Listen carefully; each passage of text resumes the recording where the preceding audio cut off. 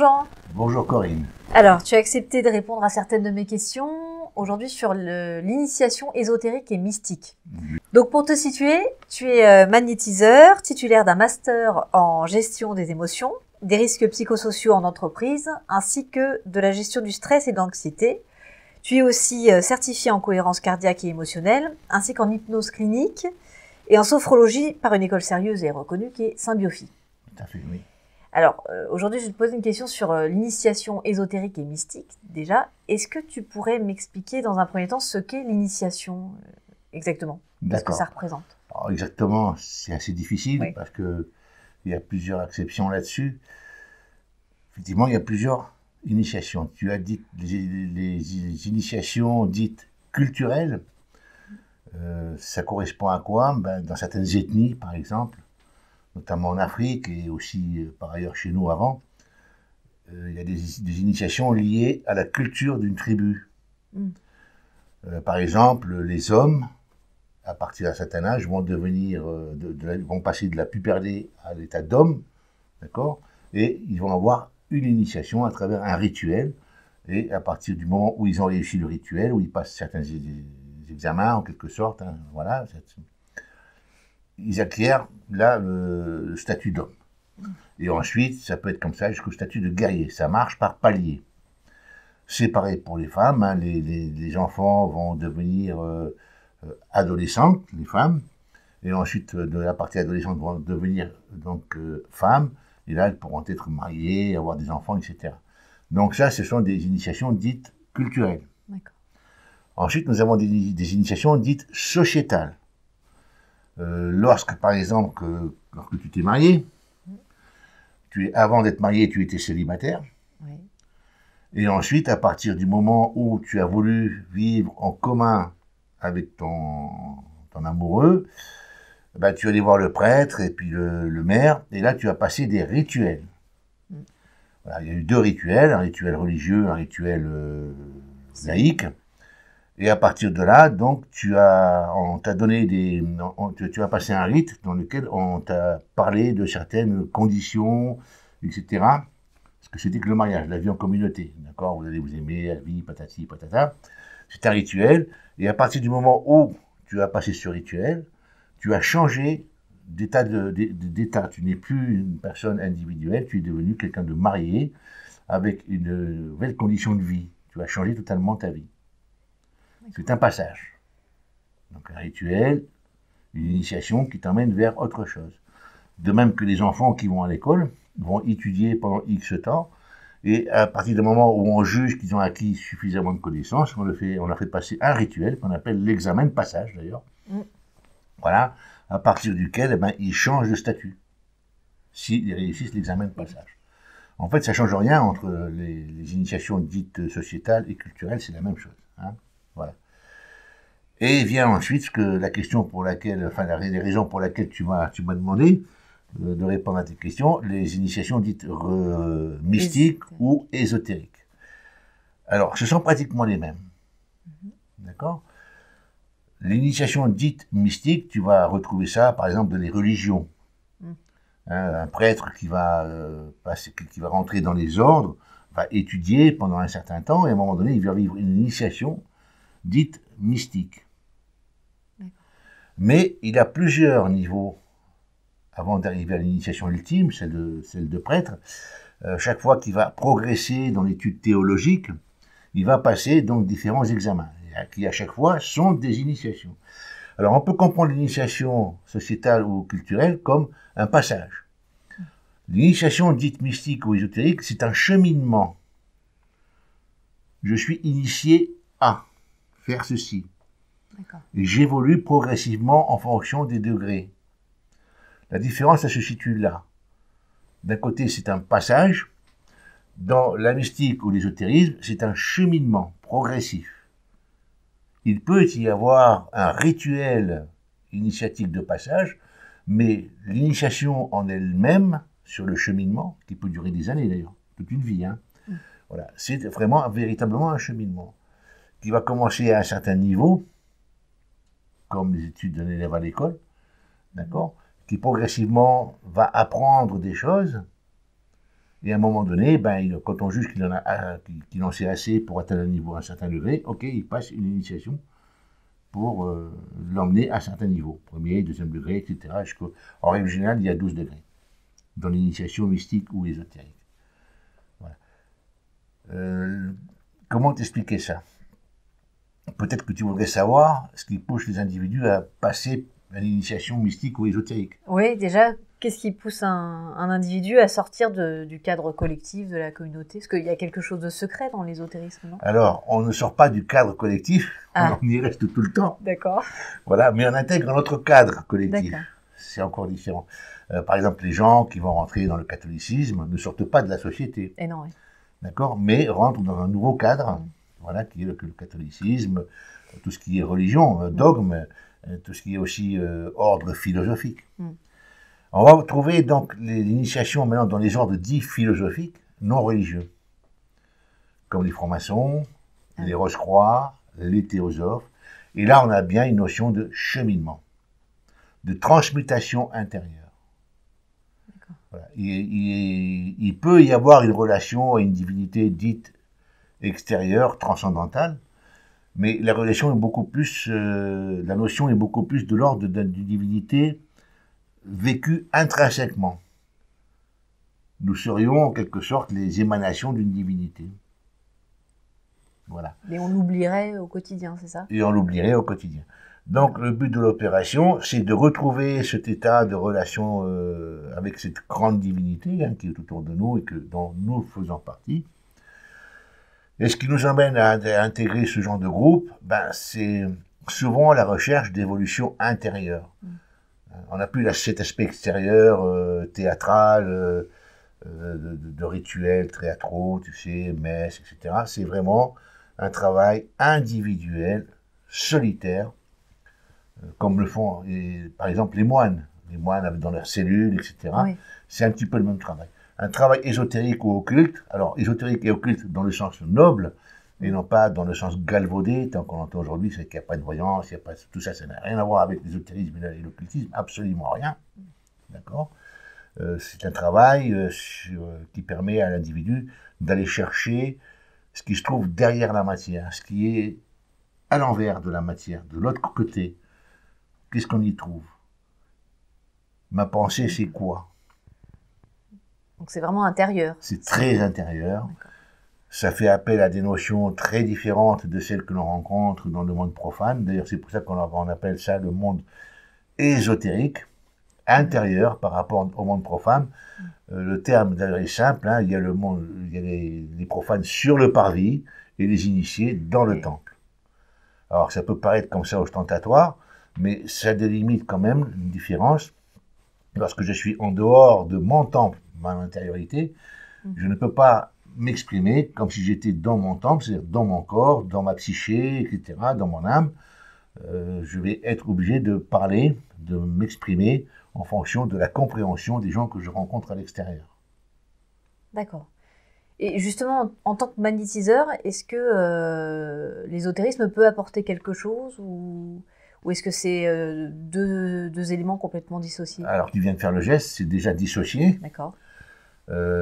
Parce que le magnétiseur, c'est comme un médecin, alors c'est pas un médecin, mais un médecin peut très bien donc recevoir des consultants sans pour autant faire apparaître sa mysticité, donc son côté mystique. Voilà. Mais par contre, le côté mystique va permettre à l'individu de mieux appréhender le consultant dans sa demande, dans ses besoins fondamentaux, dans son côté humain, et non pas son côté client. Voilà. Et donc faire en sorte que toujours faire en sorte que l'individu puisse travailler avec ses propres ressources, ses propres moyens.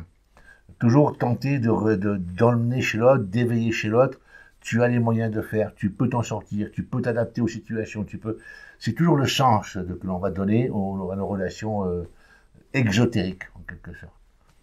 D'accord. Parce que si on considère que si toi tu es capable de le faire, si moi je suis capable de le faire, les autres aussi sont capables de le faire. Voilà. On est vraiment sur le plan humain. Donc. On est vraiment sur le plan humain, mais même au-delà. Et tu veux, ce plan spirituel, on pourrait l'appeler comme ça, Alors, pas confondre spiritualité avec spiritisme, Oui. d'accord? Ce qui n'a absolument rien à voir. La spiritualité est une chose, le spiritisme en est une autre, hein, ça fait appel à d'autres notions, absolument tout à fait à part. Et aussi, c'est différent du spiritualisme. Ce sont trois notions tout à fait différentes. Alors, j'invite les gens qui regardent cette vidéo à chercher ce que c'est que le spiritisme, la spiritualité, donc hein, le spiritisme et comment ça, la notion de spiritualisme. Ouais. Hein, ce sont trois choses tout à fait différentes, surtout à ne pas confondre. D'accord? D'accord. Voilà. Et qu'est-ce qui va pousser l'individu à aller chercher dans la spiritualité? Ben, c'est quelque chose de fondamental qui nous travaille au niveau des tripes, au niveau d'un besoin autre que celui d'avoir une belle maison, d'avoir un bon job, d'être beau. Voilà. Ça nous pousse à aller chercher quelque chose de plus fondamental, de plus vrai, on va dire ça comme ça, parce qu'on sent qu'autour de nous, les choses ne sont pas tout à fait vraies, c'est pas suffisant pour avoir une vie équilibrée sur un plan émotionnel, par exemple. Hein. Voilà. Donc on va chercher là-dedans, c'est une voix intérieure, dans le sens auditif. Voix intérieure, tu vois, en VOIX, qui nous pousse à chercher une voie dans le sens cheminement, VOIE. Donc, c'est assez difficile à faire parce que les personnes pensent que c'est très facile, donc on va faire du yoga, on va faire ceci, mais c'est pas tout à fait ça. Hein. Une recherche vraiment spirituelle, mystique, déjà, on sait que l'on va changer beaucoup de choses. Un exemple, il y a très longtemps, quand j'ai pris la décision de me dire, ok, je rentre dans l'initiation mystique et ésotérique, il s'est produit quelque chose en moi qui était fantastique et qui se produit pratiquement chez tous les gens qui vont vraiment rentrer dans la recherche spirituelle et mystique. Hein. Oui. Ça se produit pratiquement chez tout le monde. C'est qu'on a quelque chose en nous qui va essayer de nous retenir. Quelque chose qui nous dit, mais à partir du moment où tu as franchi le pas, tu vas devenir responsable de tes actes. Ah oui. Donc ça fait peur un peu. Alors, est-ce que tu ferais pas mieux de rester comme tu es là, tu vois, bière, cacahuètes, match de foot en gros. Hein. D'accord. C'est tout, et puis belle voiture, etc. Et cet état-là d'esprit qui se retrouve pratiquement chez toutes les personnes qui vont réellement rentrer dans une initiation mystique, hein, pas religieuse et ésotérique. Les personnes, c'est comme s'il y avait une espèce de gardien extérieur qui mettait l'individu à l'épreuve. Tu vois? Et quand tu as passé le cap, effectivement, à partir de là, tu découvres tout un univers qui est fantastique en toi et aussi à l'extérieur. Ce qui fait que le cheminement à l'inverse n'est plus possible. D'accord. C'est comme quand toi, tu as passé certains diplômes, tu ne pouvais pas dire je vais oublier ce que j'ai acquis. Ben non, oui. Je vais revenir dans ma robe de première communion. C'est plus possible. Sauf que dans le domaine, réellement, je parle vraiment d'ésotérisme et d'occultisme dans le sens noble du terme, pas dans le sens galvaudé que l'on donne aujourd'hui, ça responsabilise l'individu, ça le rend responsable de ses actes, et ça le rend responsable des gens avec qui il est en contact. Il va toujours essayer, de la même manière, d'une manière tout à fait humaine, d'emmener l'autre à s'adapter aux situations qu'il rencontre, avec ses propres ressources, ses propres valeurs, etc. C'est pratiquement de l'humanisme, je dirais. D'ailleurs, c'est de l'humanisme, que ce soit chez les rosicruciens, chez les francs-maçons ou chez les théosophes.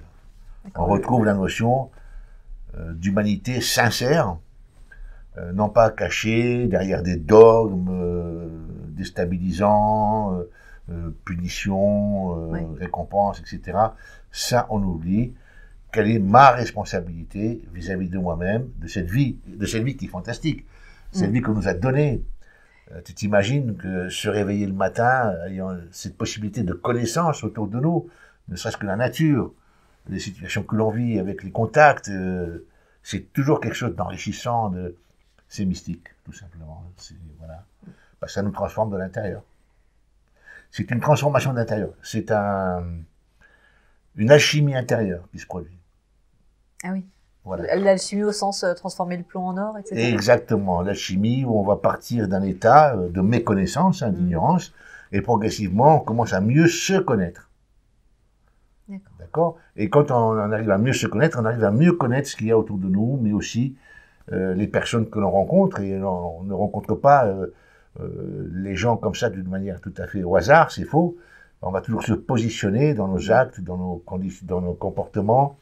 Et les gens que l'on va rencontrer sont déterminés par nos actes et nos comportements et nos décisions. Il faut le savoir. Hein. D'où cette notion de responsabilité. Eh oui. D'accord. Et tu parlais de cheminement intérieur. Est-ce que par moment on a besoin de quelqu'un d'extérieur qui nous pousse un peu vers l'initiation, ou est-ce qu'il y a besoin d'un parrain ou de ce genre de choses? Alors, quand ça dépend des ordres dans lesquels, les ordres initiatiques, hein, je parle, Oui. c'est-à-dire, voilà, j'ai parlé tout à l'heure des Rosicruciens, des francs-maçons, des théosophes. Pardon. Effectivement, chez les francs-maçons, il faut être parrainé. Certaines obédiences franc-maçonniques, il faut avoir un parrain qui aura une petite enquête pour savoir si, par exemple, si on n'est pas extrémiste, hein, tout simplement. Déjà, c'est une chose. Chez les Rosicruciens et les théosophes, non, il n'y a pas ce genre de choses-là. On peut y rentrer facilement, mais le travail se faisant en solitaire, et ce travail-là, enfin, en tous les cas, chez les Rosicruciens, ce travail-là, dans le rosicrucianisme, on ne cherche pas à retenir les gens. On ne cherche pas à retenir les gens. Absolument pas. Tu évolues ou tu n'évolues pas. Et si ça ne te correspond pas, tu vas t'éjecter, tu vas partir de toi-même naturellement, sans rien devoir à personne. Voilà. Comment est-ce qu'on décide de rentrer là-dedans? Ben, c'est quand, je viens de te le dire, quand on a ce besoin qui nous saisit. Hein. Il y a autre chose, quoi. Hein. Voilà, pourquoi tout ceci existe? Quel est le sens, quoi, finalement? Est-ce que c'est juste pour vivre, consommer, gagner de l'argent et puis mourir, faire des enfants? Non, il y a un autre sens à la vie. Et ça donne un autre sens à la vie. C'est une transmutation alchimique à l'intérieur qui s'effectue. D'accord. Voilà. Mais on vit d'une manière beaucoup plus responsable. Même si on est toujours dans le monde profane, notre intériorité, qui est ésotérique, on est bien d'accord, hein, personne ne peut savoir ce qui se passe à l'intérieur, nous amène à être, oui, responsables de nos actes. Et d'ailleurs, quand on fait un acte qui est, on va dire, répréhensible dans le sens où j'ai fait du mal à quelqu'un, c'est toujours j'ai fait du mal à quelqu'un, j'ai spolié quelqu'un, voilà, eh ben, l'addition pour un mystique ou un ésotérique se paye immédiatement, étonnamment. Ça veut dire quoi? Ça signifie qu'on va en ressentir tout de suite l'émotion. D'accord. Il y a toujours ce fameux gardien qui nous dit là ce que tu viens de faire, et c'est notre psyché, c'est ce travail intérieur qui dit là, tu vois ce que tu viens de faire, ça vient de rendre malheureux cette personne. Tu viens de lui faire du mal. De quel droit tu as fait ça? Qu'est-ce qui t'a poussé à dire ceci ou cela, qui a emmené cette personne à pleurer, à avoir peur, à être anxieuse, etc. Et donc, tout de suite derrière, c'est pratiquement de l'instantané. C'est pas la répétition des lois naturelles que l'on apprend, hein, tout simplement. Eh ben, on va aller s'excuser, on va faire un acte qui va faire en sorte de soulager cette personne du mal qu'on lui aura fait éventuellement. Ce ne sont pas que des mots. Derrière, il y a un acte, derrière, il y a une sensation intérieure, ce qui emmène à un style de vie, bien sûr. D'accord. Donc c'est pas parce qu'on fait un cheminement intérieur qu'on se coupe du monde, au contraire. Bien au contraire. Bien au contraire. On est plus au contact du monde, mais d'une manière beaucoup plus vraie, je dirais. C'est-à-dire qu'on n'est plus en contact avec le monde uniquement parce qu'on veut en tirer profit. On est en contact avec le monde, bien sûr, parce qu'on en tire profit. Ça nous amène beaucoup de choses, les contacts. Mais en même temps, quand on observe nos contemporains, nos frères humains et nos sœurs humaines, et ça nous donne envie de les aider, parce qu'on sait où on se situe, mais pouvoir aider quelqu'un, c'est très difficile. Encore faut-il... En fait, l'aide à l'autre n'existe pas. Quand je dis j'ai envie d'aider quelqu'un, ça signifie j'ai envie de me faire plaisir. Tu vois, déjà, cette notion-là est très difficile à comprendre. J'aide les autres parce que j'ai envie de me faire plaisir. Et parfois, l'envie de se faire plaisir fait qu'on écrase les autres. Tu devrais venir là-dedans parce que mon groupe est meilleur que l'autre, et là, on rentre dans la confrontation. D'où cette nécessité du respect de l'autre. Tu parlais de degré tout à l'heure, ça veut dire qu'on s'élève, mais on s'élève aussi en humilité et en respect. On s'élève en humilité, tout en conservant quand même une personnalité. C'est important. Dans le monde extérieur, le mot personnalité, du latin, masque de théâtre. Hein, d'accord? C'est-à-dire qu'on doit afficher une personnalité. Parce que si on n'affiche pas une personnalité, donc on est sans personnalité, Et à ce moment-là, donc, on se fait déborder par énormément de choses. Le monde extérieur, nos parents, c'est le monde extérieur, c'est le périphérique, le monde du travail, le monde des amis, etc., ont tendance à nous envahir. Donc on doit vivre, on doit créer une personnalité. Mais on doit savoir que c'est une personnalité. La personnalité n'est pas notre identité. On a un noyau qui s'appelle l'identité. L'identité, c'est incessible, c'est-à-dire l'identité, c'est unique. C'est un noyau.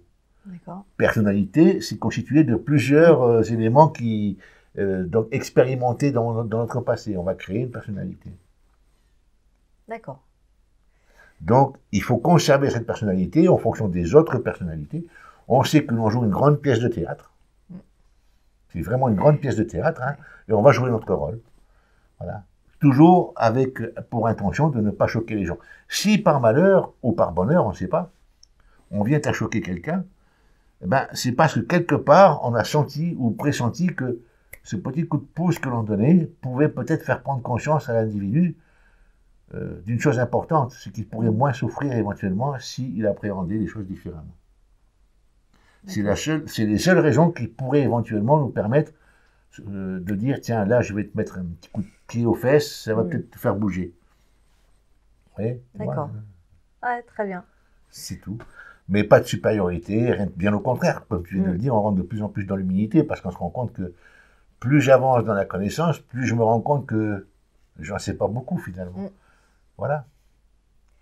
Je ne sais pas si j'ai répondu à toutes tes questions. Oui, très bien, très bien. Bah, merci beaucoup, parce que effectivement, je vois la différence entre l'initiation rapide, entre guillemets, de l'initiation culturelle et l'initiation ésotérique qui est beaucoup plus... Qui est différente, c'est toute une vie. Oui. L'initiation occulte, ésotérique ou mystique, c'est une vie. Elle ne s'arrête jamais. D'ailleurs, même au moment de la mort, qu'on appelle nous la transition, on appelle ça la plus grande initiation de cette vie. D'accord. Donc c'est pas fini. C'est pas fini. Pour nous, ça n'est pas terminé. Voilà. Donc j'appelle vraiment les personnes qui regarderont cette vidéo de bien aller chercher dans les encyclopédies, même sur Wikipédia, ce que signifie le mot ésotérique, mystique, initiation, d'accord, etc. Donc pour ne pas confondre les différentes choses. Même le mot divin, éventuellement. Même le mot divin, oui, aller chercher l'étymologie, c'est intéressant. Quand tu sais qu'à l'origine, ça veut dire lumière, donc ça veut tout dire. Quand on te dit, je vais te donner la plus grande lumière, on entend te dire, je vais éveiller en toi ta divinité. Et c'est le but de l'initiation mystique. Ou ésotérique, dans le sens ésotérique et occulte. C'est que l'individu, au fur et à mesure qu'il progresse, éveille cette étincelle de divinité qu'il a en lui. Et à ce moment-là, elle rentre en contact avec la grande divinité globale, qui est partout d'ailleurs. Hein. Je ne sais plus quel était ce catholique qui avait dit, enfin ça vient pas de lui, l'un est dans le tout, et le tout est dans l'un. Tout ceci est indissociable. Et nous avons en nous cette étincelle divine qu'il faut retrouver, reconnaître, accepter, et vivre avec, vivre cette étincelle. Je dis bien la vivre, ne pas vivre le casse-croûte et le compte en banque, mais vivre cette étincelle. Voilà. Eh bien, très bien. On va chercher la lumière. Allez, on va chercher la lumière en nous. Merci, Coco.